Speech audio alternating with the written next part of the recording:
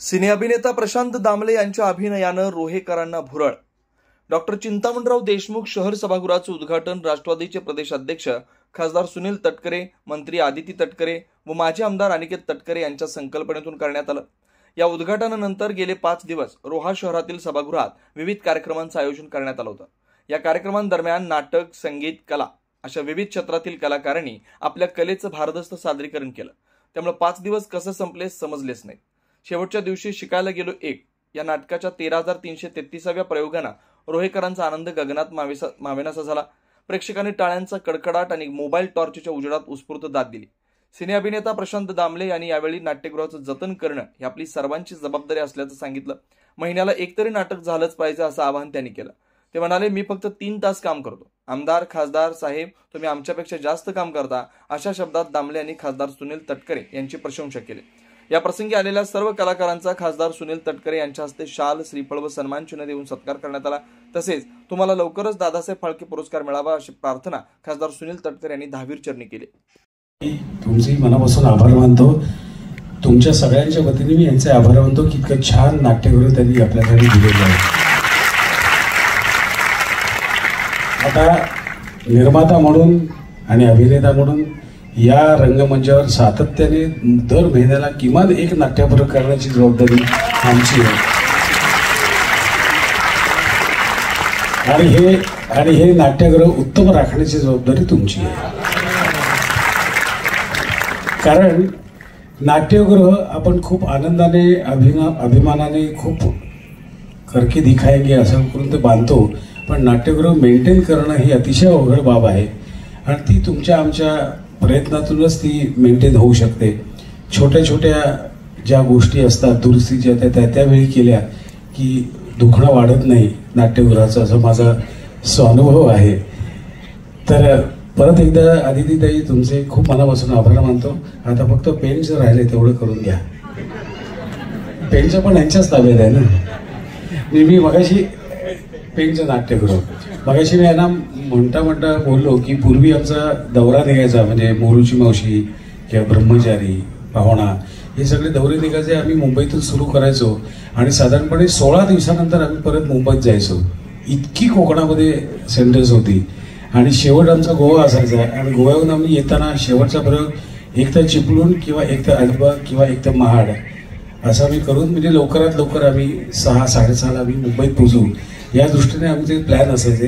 पण आता तुम्ही जे काही मनावर घेतलेलं आहे त्यावरून मला असं वाटतं की परत ते सुगीचे दिवस मराठी रंगभूमीला आणि कोकणातल्या नाट्यरसिकांना येणार आहेत. आणि अतिशय नम्रपणे सांगू इच्छितो की हे जे काय 13,333 305 आज 6 प्रयोग झालेत. नाटक हे एकत्रितपणे करण्याची कला आहे.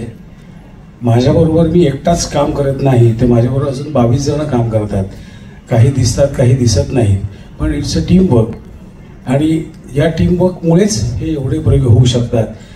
माझ्या सुदैवाने मला को आर्टिस्ट म्हणजे सहकलाकार, निर्माते सगळेच चांगले मिळाले. आणि अर्थात तुम्ही पण प्रत्येक नाटकाला चांगला सपोर्ट केला, त्यामुळे जबाबदारी वाढते. सारखा चांगला परफॉर्मन्स करावा लागतो हे ह्यानेही माहिती आहे आमदार म्हणून.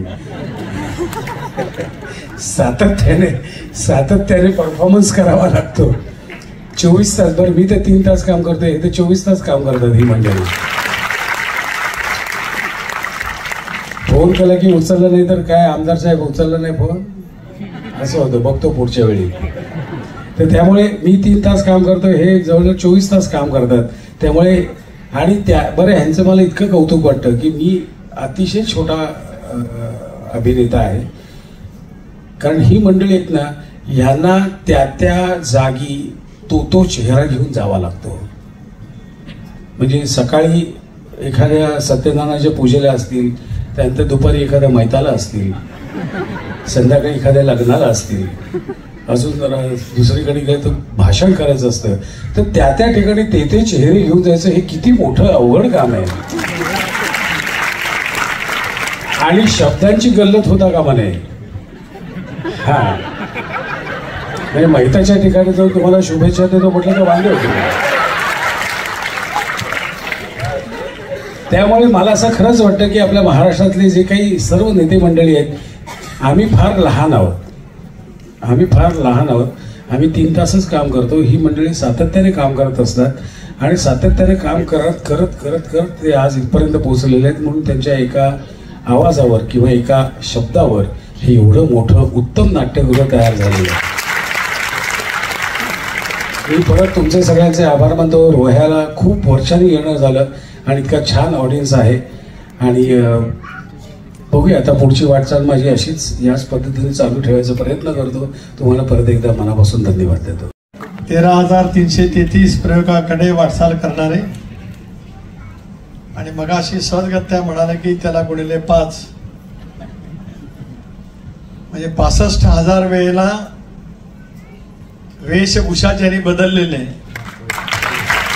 आज आपल्या रोहेकरांच्यासाठी या ठिकाणी आले.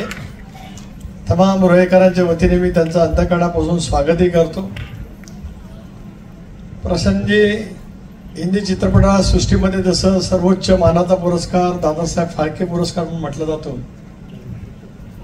कधीतरी मराठी माणसासाठी किंवा मराठी रंगभूमीसाठी सुद्धा आज ना उद्या भारत सरकारला मी विनंती करतो सर्वोच्च पुरस्कार त्यांनी निर्माण करावा आणि त्या दादासाहेब फाळके पुरस्कारापर्यंत तुम्ही नक्कीच पोहोचा अशी दहावीर महाराजांच्या चरणी आणि त्यांनी मी प्रार्थना करतो.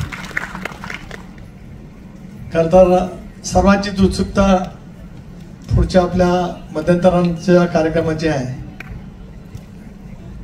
पण त्या मुलाला आवडलं नाही तर मगाच सारखं होईल.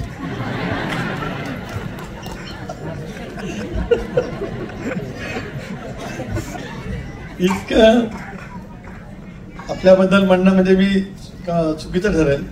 सेन्स ऑफ ह्युमर म्हणजे जे एका सेकंदात ज्या पद्धतीने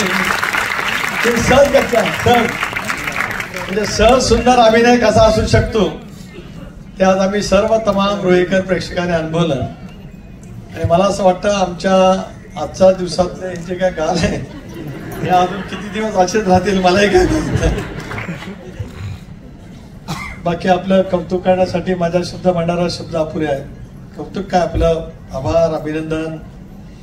आपलं उत्तरोत्तर प्रगती तर नक्कीच त्या ठिकाणी होईल.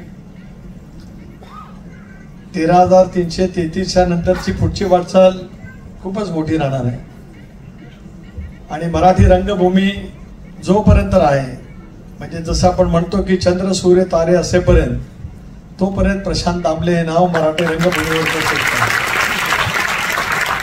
बाकी काय म्हणत नाही, फक्त एवढंच सुख म्हणजे काय असतं तेवढी एक झलक. धन्यवाद तमाम रसिक रोहेकर प्रेक्षकांचं. धन्यवाद. तुम्ही पाहत आहात विस्टा न्यूज मराठी.